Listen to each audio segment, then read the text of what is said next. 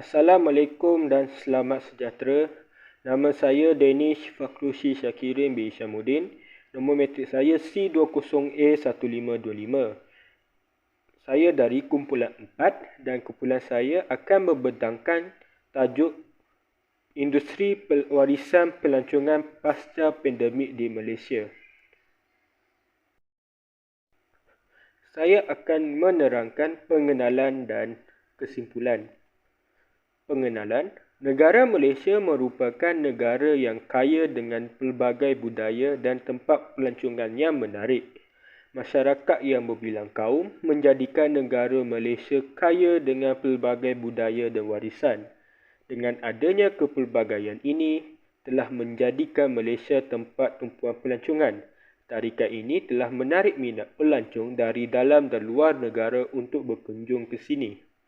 Pada tahun 2020, berlakunya satu wabak penularan virus COVID-19 yang melanda satu dunia.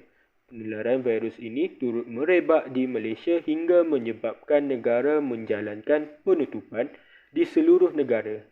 Penutupan ini menyebabkan semua sektor ekonomi tidak dapat menjalani sebarang aktiviti. Kesimpulannya, kita boleh lihat kesan daripada penularan wabak COVID-19 ini yang telah menjejaskan sektor pelancongan budaya dan aktiviti industri pelancongan. Dengan adanya teori budaya, boleh dilihat penjelasan lebih mendalam kepada isu ini. Dalam kajian ini juga boleh dilihat cadangan untuk membantu meningkatkan lagi sektor pelancongan budaya di Malaysia untuk terus berkembang dan mampu untuk dipulihkan dalam pasca pandemik ini. Itu sahaja daripada saya. Sekian, terima kasih.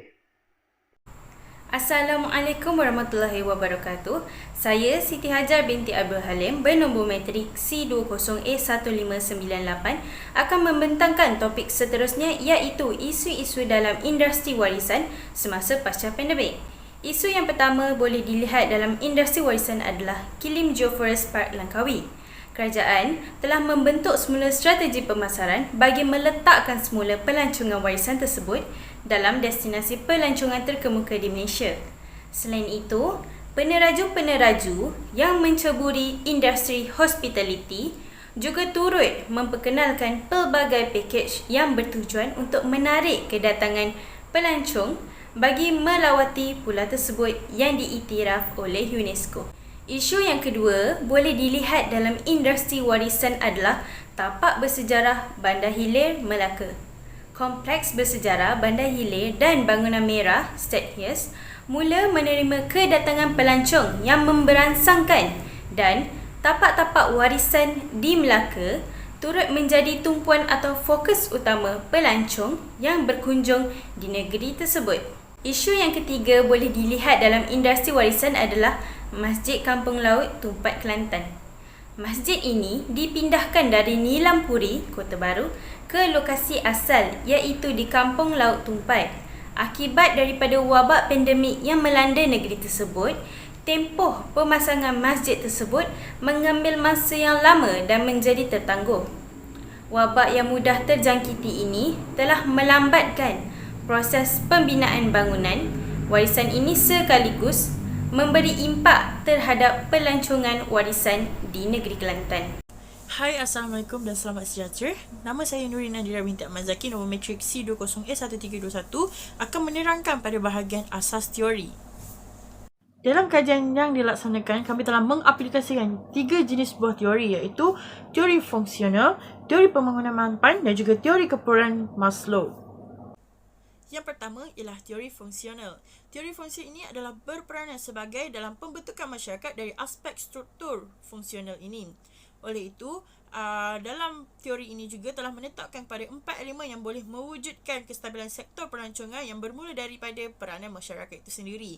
Dan ini juga dilihat dari aspek perlakuan sosial ataupun institusi maupun organisasi yang berkaitan yang dapat menyumbang terus kepada masyarakat sebagai sesuatu yang harus diperkekalkan bagi memulihkan semula sektor ekonomi terutamanya dalam sektor pelancongan semasa pasca pandemik. Dan sehubungan dengan itu juga, 4 fungsi yang dinyatakan oleh Pearson pada tahun 1964 telah menyatakan bahawa kepentingan penyesuaian bermatlamat, integrasi dan kerjasama dalam kalangan masyarakat amat penting, dan ia juga akan mewujudkan sistem kebudayaan yang amat penting dalam kalangan masyarakat yang mampu mewujudkan kebergantungan dalam kalangan masyarakat. Dan hal ini juga dapat dilihat dari segi setiap anggota badan manusia memainkan peranan yang amat penting. Begitu juga dengan pihak-pihak bertanggungjawab seperti agensi-agensi perancangan yang berperanan dalam menyediakan rangka pelaksanaan bagi memuliharakan semula sektor perancangan semasa pasca pandemik ini. Seterusnya, dalam kajian ini kami mendapati bahawa dalam pemuliharaan semula sektor perancangan dan warisan budaya negara sangat sukar akibat kelemahan terhadap sektor pelancongan telah menyebabkan tarikan pelancong semakin menurun akibat wabak COVID-19, dan hal ini dapat dijelaskan menerusi kebergantungan antara masyarakat dan dengan institusi berkepentingan untuk menaikkan semula sektor pelancongan yang boleh dianggap sebagai antara salah satu penyumbang utama terhadap ekonomi negara.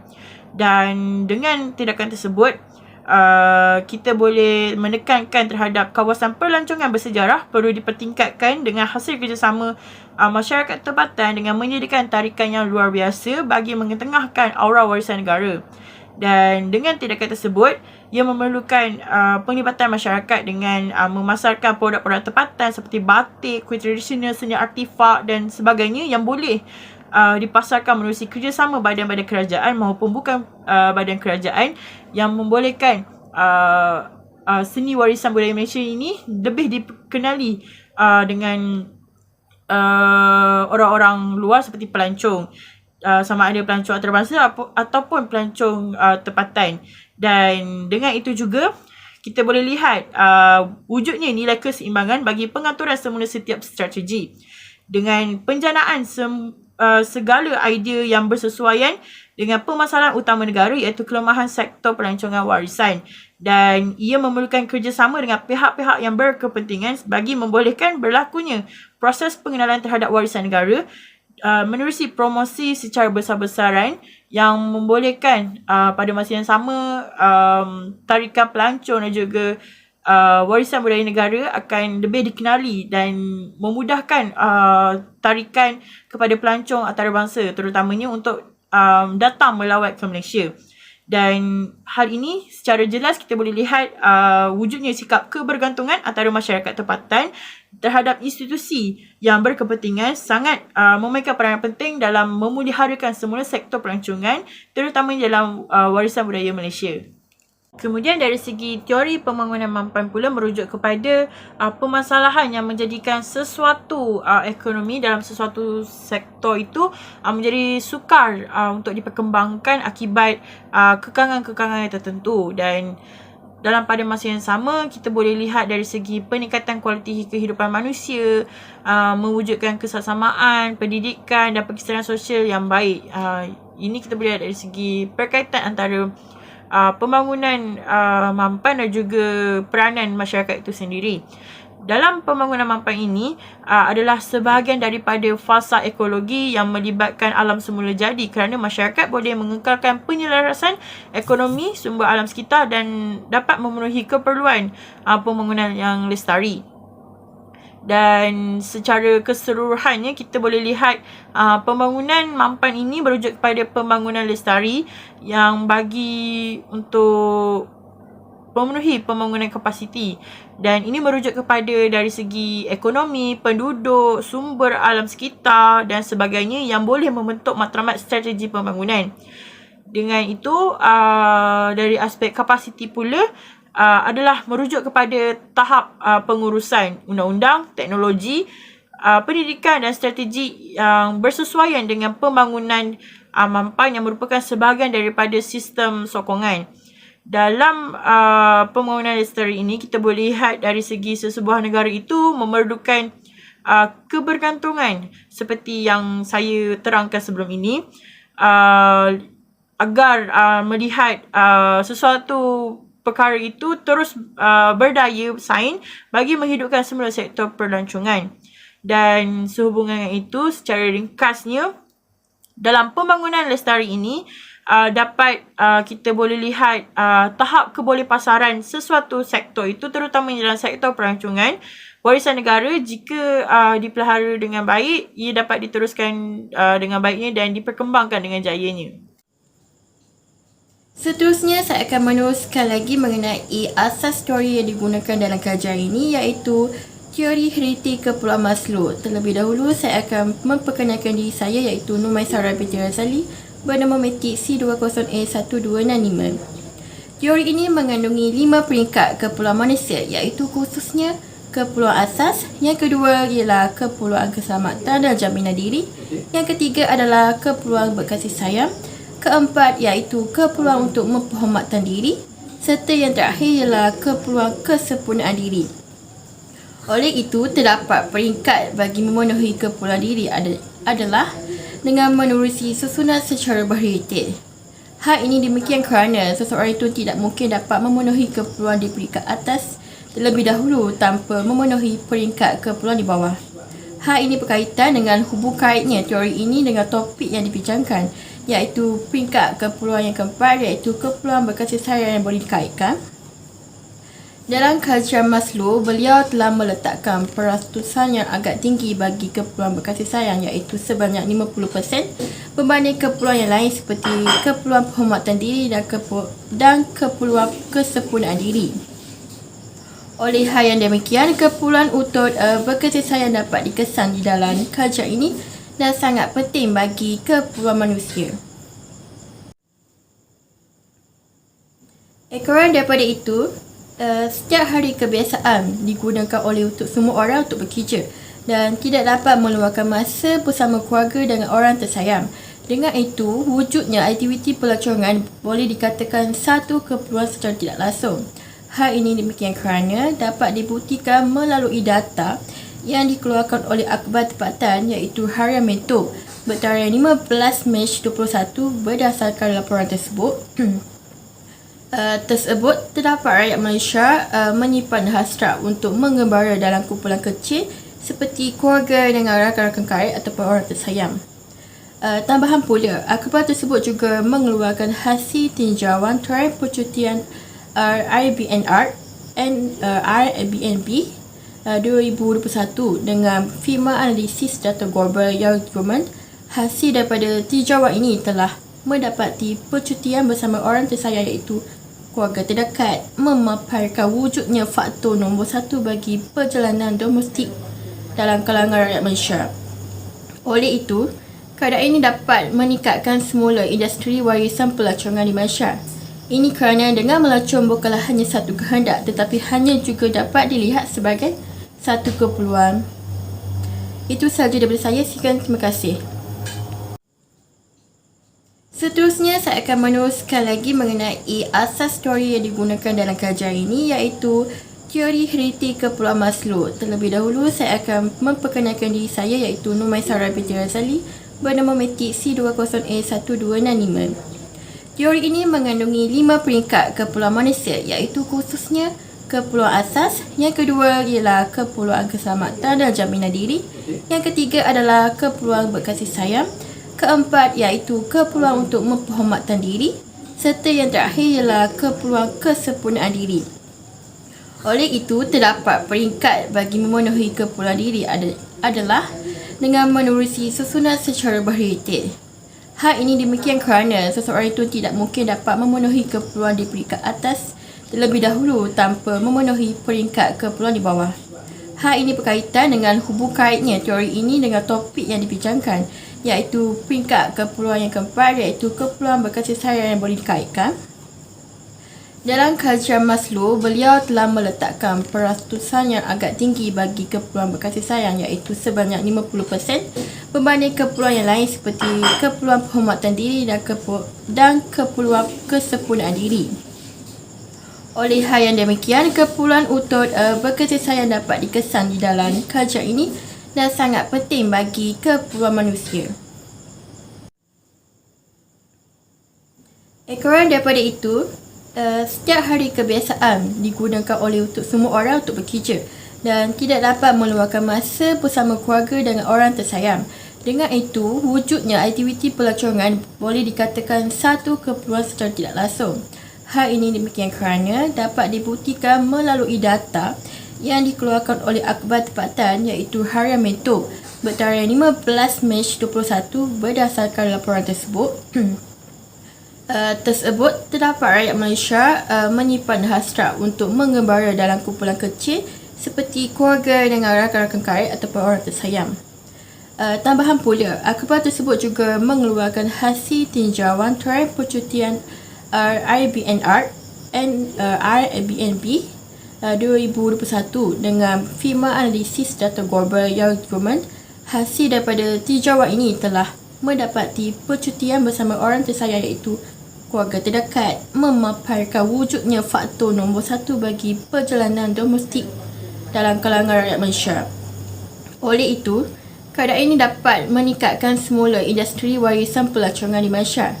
Ini kerana dengan melancong bukanlah hanya satu kehendak tetapi hanya juga dapat dilihat sebagai satu keperluan. Itu sahaja daripada saya. Sekian, terima kasih.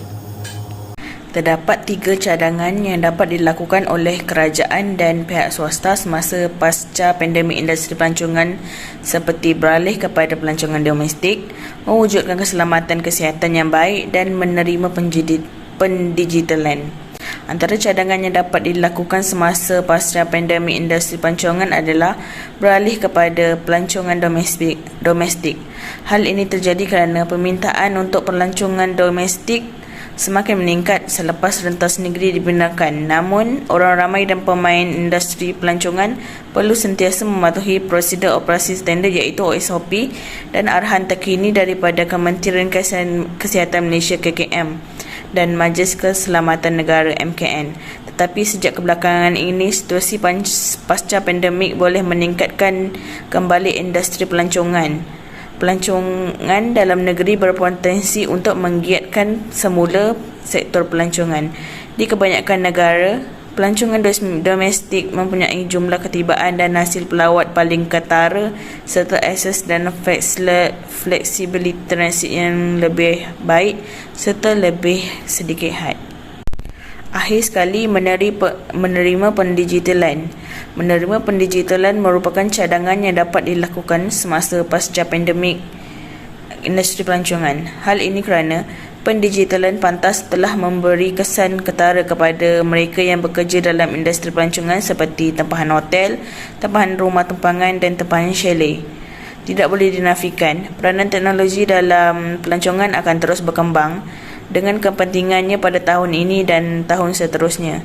Oleh itu, bergerak ke hadapan, mereka perlu mengenal pasti potensi teknologi baharu untuk mengubah proses hadapan dan belakang pejabat seperti platform e-dagang yang mungkin memberikan pengalaman pengguna yang lancar dan meningkatkan produktiviti. Selain itu, disebabkan oleh wabak, orang ramai akan menjangkakan lebih banyak perkara menjadi tanpa sentuhan. Jadi seperti industri lambat laun perlu menyesuaikan diri dengan pembayaran atau perkhidmatan tanpa sentuh. Seterusnya, daripada pasport vaksin digital hingga pemberitahuan maklumat perjalanan, penyelesaian teknologi akan berperanan penting dalam memastikan orang ramai mendapat maklumat dan memberikan panduan dalam merancang aktiviti pelancongan. Teknologi menjadi alat utama dalam menghidupkan kembali pelancongan seperti penggunaan aplikasi tempahan hotel dan penerbangan akan menjadi medium utama dalam melakukan transaksi. Ini bagi membataskan hubungan fizikal dan kontak fizikal. Hal ini dikatakan demikian kerana teknologi tanpa sentuh bakal menjadi trend aktif tahun mendatang dan syarikat pelancongan perlu mencari jalan untuk memberi lebih banyak bimbingan serta sokongan peribadi kepada pelanggan mereka dalam melakukan pengalaman digital dan inovatif. Perjalanan perniagaan industri pelancongan akan perlahan-lahan kembali pada tahun ini. Hai, Assalamualaikum warahmatullahi wabarakatuh. Nama saya Nur Hidayat Pendini binti Muhammad Nazri, bernama matrik C20A1568. Selain itu adalah dengan lebih bijak untuk memberi tumpuan kepada pelancongan domestik berbanding antarabangsa.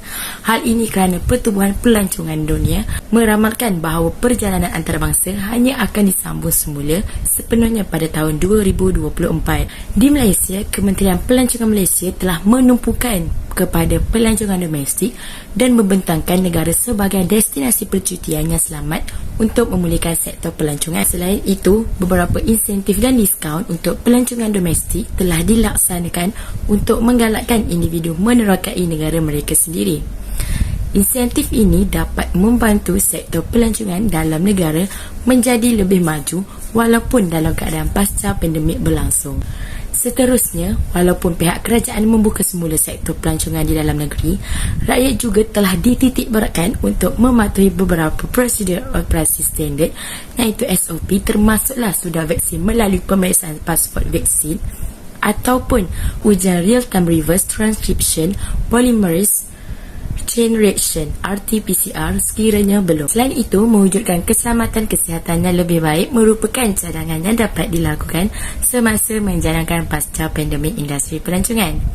Hal ini dilakukan bagi memastikan keselamatan rakyat kerana pembukaan kembali sektor pelancongan domestik turut melibatkan beberapa perkara yang dilarang dan dibenarkan dengan syarat pematuhan kepada semua prosedur operasi standard iaitu SOP yang telah ditetapkan Majlis Keselamatan Negara MKN dan Kementerian Kesihatan Malaysia. Menyentuh mengenai soal penginapan, kebersihan dan keselamatan adalah satu kemestian yang perlu diutamakan oleh pelancong. Justeru, penyediaan perkhidmatan penginapan dan pusat perianginan perlu mengutamakan protokol dan prosedur operasi standard SOP yang meyakinkan pelancong dengan program pembersihan, kesihatan dan pengalaman percutian mesra alam. Bagaimanapun, pandemik COVID-19 telah menyebabkan sektor pelancongan mencatat kerugian hampir RM100 bilion sehingga penghujung 2020 sekaligus berdepan risiko jika tiada langkah susulan untuk memulihkan industri sama ada jangka pendek atau dalam jangka masa yang panjang. Destinasi mestilah menggambarkan diri mereka sebagai selamat dan terjamin, mudah dicapai dan mematuhi peraturan perjalanan pasca pandemik COVID-19 yang boleh diterima dan tidak mengganggu rancangan pengembara. Walaupun pelawat mungkin terpikat ke negara yang kelihatan lebih selamat daripada negara mereka, mesej keselamatan mungkin dipromosikan bersama faedah destinasi lain. Sebagai nilai tambah kepada pelancong, pengurusan hotel boleh menampilkan unit yang menyediakan ruang dan privasi tambahan bersama-sama pembersihan profesional serta sokongan pelanggan lebih mesra tetamu. Oleh halnya demikian, syarikat pelancongan bukan sahaja harus menyalahkan inisiatif keselamatan mereka sendiri, tetapi tarikan tempatan yang menawarkan pakej atau produk pelancongan dengan mengutamakan kesihatan awam.